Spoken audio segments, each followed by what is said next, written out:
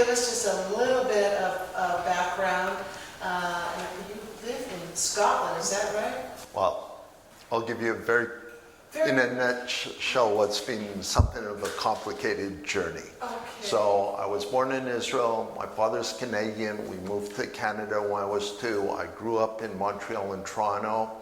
I did my Bachelor's of Fine Arts in Montreal. Then I moved to New York and I did my master's there. When I lived there, I used to go to the Metropolitan Museum of Art on a weekly basis and drew, and that by far and away was I had some very good teachers and some less good teachers, but that was really the crux of the basis of my education. And I left for Europe. I spent a couple of months in Florence and continued to draw. And part of the reason of moving to Europe was to look at more art. Then life took me to different places. I lived in Spain, I lived in London, and one thing led to another, and I'm currently living in Scotland. Okay. I grew up from preteens painting and drawing and watching a lot of movies. And in my head, they've always been related. I used a lot of images and stills from movies as the basis for paintings for a long, long time, since my early 20s, maybe before. And then when digital capabilities made it possible for me to make videos, I started making videos.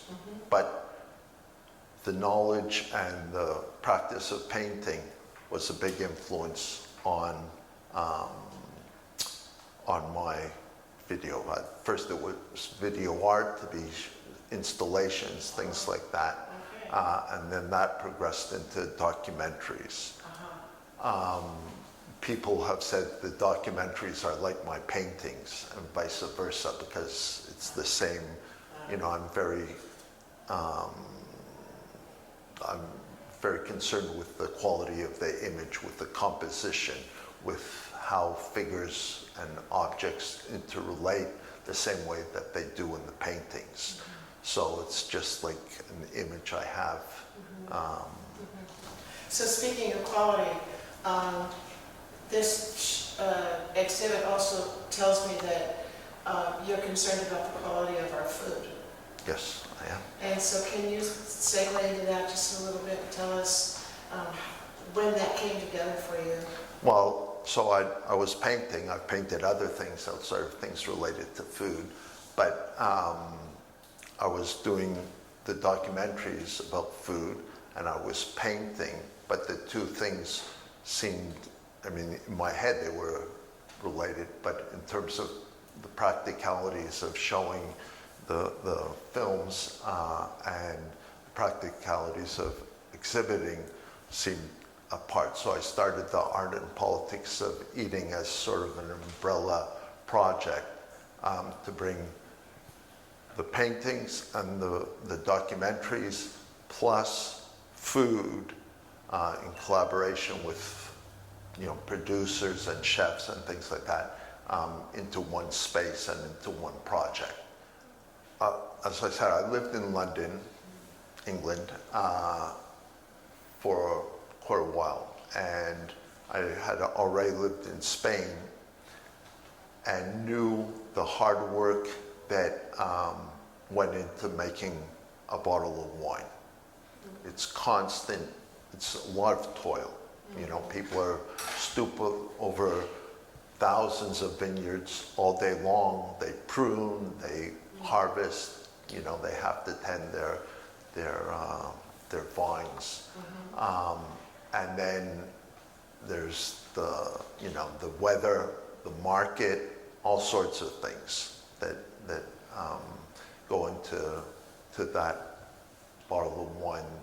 And I remember looking at a bottle of wine in London, thinking, from Spain, thinking, nobody really understands what goes into making it.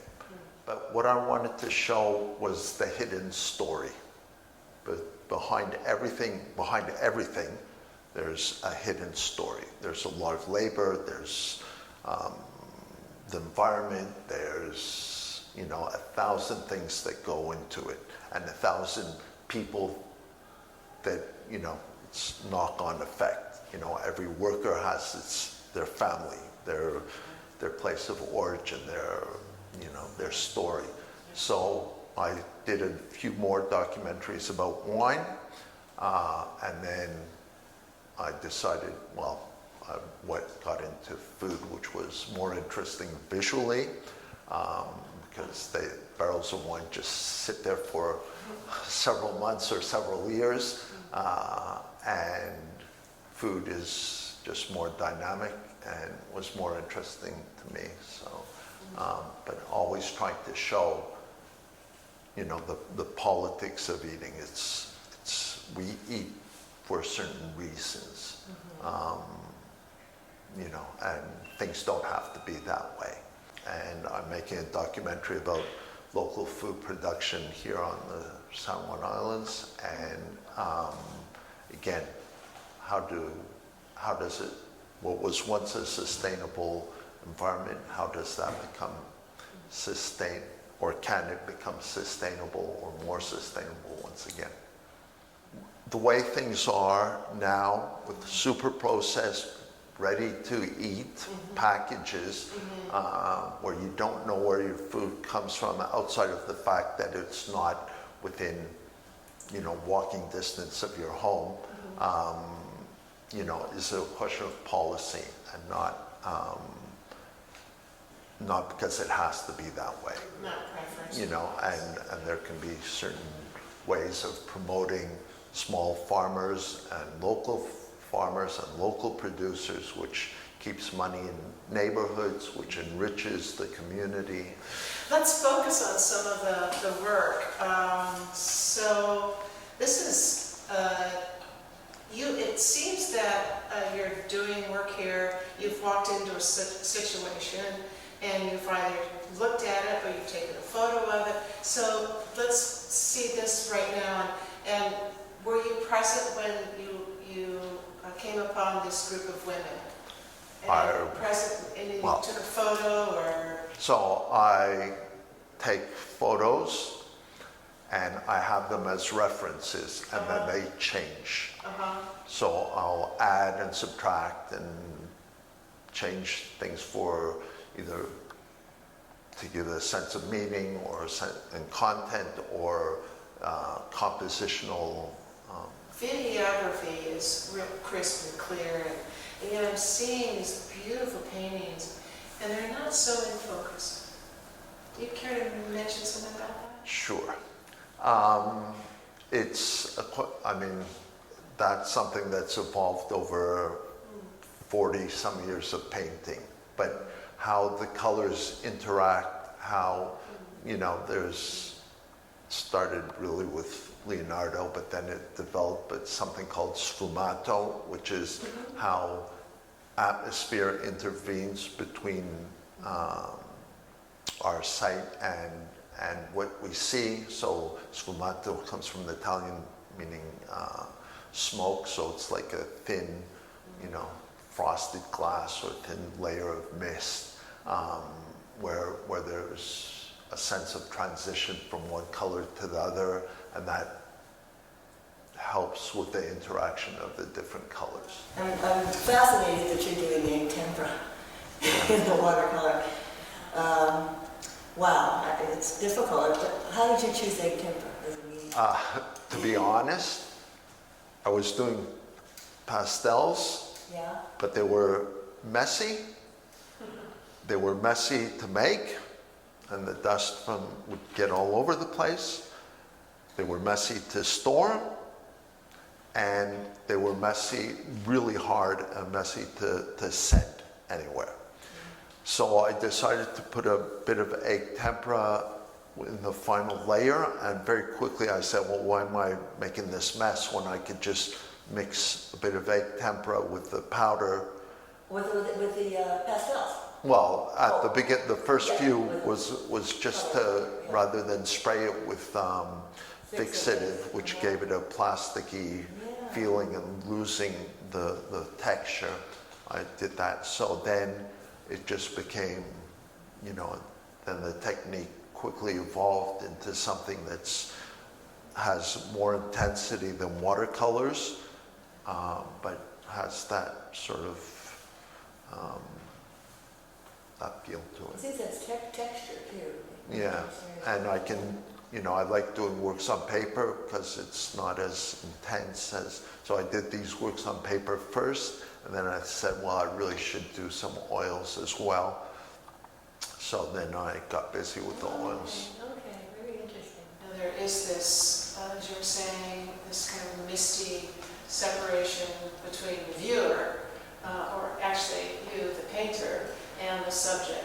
And I didn't mean to say that we're separate from the paintings. Mm-hmm. You know, it was just that there's the haziness comes from that sort of space, you know, that atmosphere, Mm-hmm. rather than us being apart from them.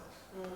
But the aesthetic experience in itself is a positive thing because it comes from the Greeks, meaning dealing with the senses.